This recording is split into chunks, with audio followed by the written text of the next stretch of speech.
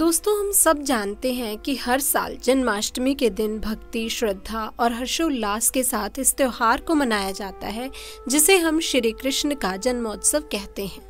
श्री कृष्ण का जीवन अद्भुत और अलौकिक रहा। उन्हें भगवान विष्णु का 8वां अवतार माना जाता है। दोस्तों, संस्कृत में कृष्ण का अर्थ है अंधेरा या काला, और भगवान विष्णु की तरह इनसे वो जुड़े हुए हैं। कृष्ण को अक्सर काले रंग के रूप में दर्शाया जाता है। उन्हें कई ग्रंथों में भगवान विष्णु के 8वें अवतार के रूप में पहचाना जाता है, जबकि अन्य स्रोत कृष्ण को सर्वोच्च दिव्य प्राणी के रूप में पहचानते हैं। इसी तरह की महत्वपूर्ण और ज्ञानवर्धक जानकारी प्राप्त करने के लिए हमारे चैनल समृद्धि को सब्सक्राइब करें और बेल आइकन को प्रेस करें ताकि नई वीडियोस की अपडेट आपको सबसे पहले मिल सके। दोस्तों, हिंदू धर्म में जन्माष्टमी का पर्व भगवान कृष्ण के जन्मोत्सव के रूप में मनाया जाता है। माना जाता है कि उनका जन्म भाद्रपद माह के कृष्ण पक्ष की अष्टमी तिथि और रोहिणी नक्षत्र के संयोग में हुआ था। इस साल 26 अगस्त 2024 को श्री कृष्ण जन्माष्टमी का पर्व मनाया जाएगा। इस दिन भगवान कृष्ण के बाल रूप की पूजा की जाती है, जिससे अक्षय पुण्य की प्राप्ति होती है। तो दोस्तों, आज की वीडियो में हम जानेंगे कृष्ण जन्माष्टमी के बारे में, जो हम आपको विस्तार से बताएंगे। भारत में जन्माष्टमी के पर्व को बड़े धूमधाम से मनाया जाता है। इस दिन मंदिरों और कॉलोनियों में कई तरह के धार्मिक अनुष्ठान किए जाते हैं। इस साल जन्माष्टमी पर सर्वार्थ सिद्धि योग के साथ कृतिका नक्षत्र संयोग बन रहा है। इस योग और नक्षत्र में लड्डू गोपाल की आराधना करने से मनोवांछित फलों की प्राप्ति होती है। वहीं इस दिन की जाने वाली पूजा को हमेशा संपूर्ण सामग्रियों से करना चाहिए। इससे कान्हा जी प्रसन्न हो जाते हैं। दोस्तों, भगवान कृष्ण की पूजा करने के लिए जन्माष्टमी का दिन बेहद ही शुभ माना जाता है। इस दिन भगवान कृष्ण की पूजा करने से मनोवांछित फलों की प्राप्ति होती है। इस साल कृष्ण जन्माष्टमी का पर्व 26 अगस्त के दिन मनाया जाएगा। इस दिन जयंती योग का निर्माण भी हो रहा है। ऐसे में जन्माष्टमी का व्रत करने से अक्षय पुण्य की प्राप्ति होती है। बता दें, कृष्ण जन्माष्टमी के पर्व को कृष्ण जी के जन्म उपलक्ष्य में मनाया जाता है। उन्हें विष्णु जी के 8वें अवतार के रूप में भी पूजा जाता है। हर वर्ष भाद्रपद माह के कृष्ण पक्ष की अष्टमी तिथि को रोहिणी नक्षत्र में कृष्ण जन्माष्टमी मनाई जाती है। ये दिन श्री कृष्ण को समर्पित होता है। जन्माष्टमी के इस अवसर पर भगवान श्री कृष्ण की पूजा उपासना की जाती है। मान्यता है कि भगवान कृष्ण के शरणागत रहने वाले जातकों को मृत्यु लोक में स्वर्ग समान सुखों की प्राप्ति होती है। इसी कड़ी में आइए जान लेते हैं, इस साल कृष्ण जन्माष्टमी का व्रत कब रखा जाएगा। तो दोस्तों, कब है कृष्ण जन्माष्टमी? इस साल भाद्रपद माह के कृष्ण पक्ष की अष्टमी तिथि की शुरुआत 26 अगस्त की रात 3:39 पर होगी। 27 अगस्त रात 2:19 पर इसका समापन होगा। ऐसे में 26 अगस्त 2024 के दिन कृष्ण जन्माष्टमी का व्रत रखा जाएगा। दोस्तों, कृष्ण जन्माष्टमी पूजा विधि। कृष्ण जन्माष्टमी के दिन सुबह स्नान करने के बाद व्रत का संकल्प लें। इसके बाद घर में चौकी लगाकर कृष्ण जी के बाल रूप की प्रतिमा रखें। इस दिन उनके बाल रूप की पूजा की जाती है। बाद में सभी पूजा सामग्री को अपने पास एकत्रित कर लें।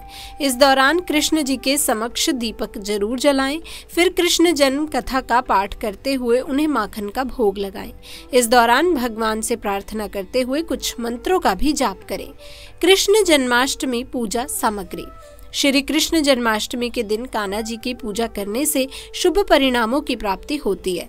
इस दौरान पूजा में धूप बत्ती, अगरबत्ती, कपूर, केसर, चंदन, यज्ञोपवीत 5, कुमकुम, अक्षत, अबीर, गुलाल, अभ्रक, हल्दी, आभूषण, रुई, रौली को शामिल करें। इसके अलावा पंचमेवा, गंगाजल, शहद, शक्कर, तुलसी दल, शुद्ध घी, दही, दूध, ऋतुफल, निवैग या मिष्ठान, छोटी इलायची, लौंग, मौली, इत्र की शीशी को जरूर शामिल करें। आप चाहें लाल कपड़ा, पंचरत्न, दीपक, बड़े दीपक के लिए तेल, बंधनवान भी शामिल कर सकते हैं।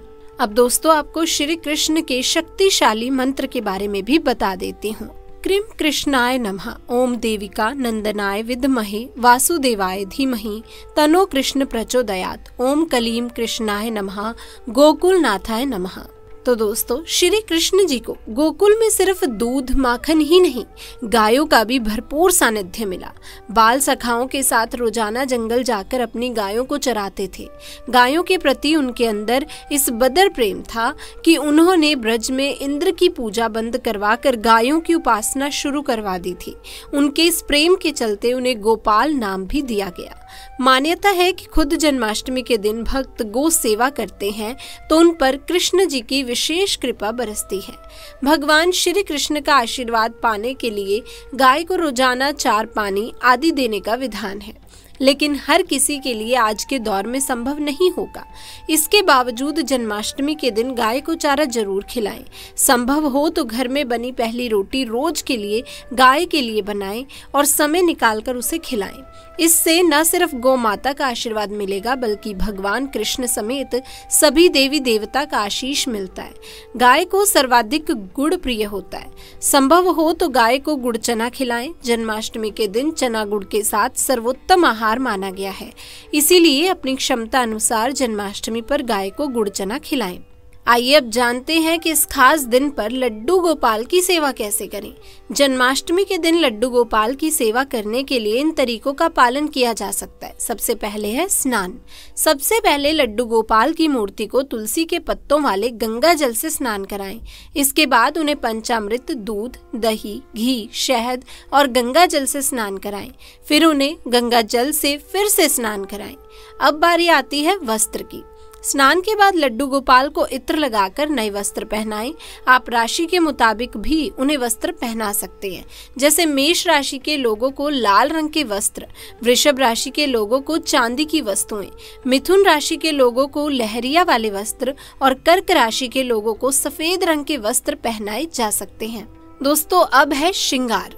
लड्डू गोपाल को सिर पर रतन और मोती जड़ा हुआ मुकुट पहनाएं। उनके गले और मुकुट में ताजे फूलों की माला भी पहनाई जा सकती है। इसके अलावा उन्हें बांसुरी, बाजूबंद, कंगन और बाली भी पहनाई जा सकती है। माथे पर केसर या चंदन का तिलक लगाएं। दोस्तों, कृष्ण जन्म। कृष्ण जन्माष्टमी पर दक्षिण एशिया के घरों में कृष्ण के दिव्य जन्म की कहानी सुनाई जाती है।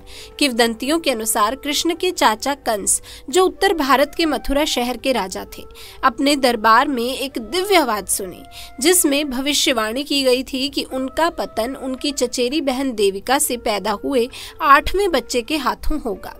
अपने शासन को बचाए रखने के प्रयास में कंस ने देवकी और उसके पति वासुदेव को कैद कर लिया और उनके द्वारा जन्मे प्रत्येक बच्चे को मार डाला।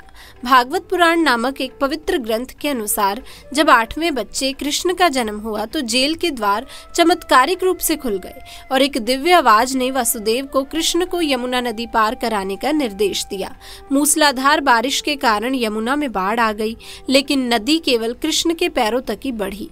वासुदेव ने दिव्य शिशु को सुरक्षित रूप से अपने चचेरे भाई नंदा और उनकी पत्नी यशोदा को उत्तर भारत के ब्रज नामक क्षेत्र में पहुंचाया।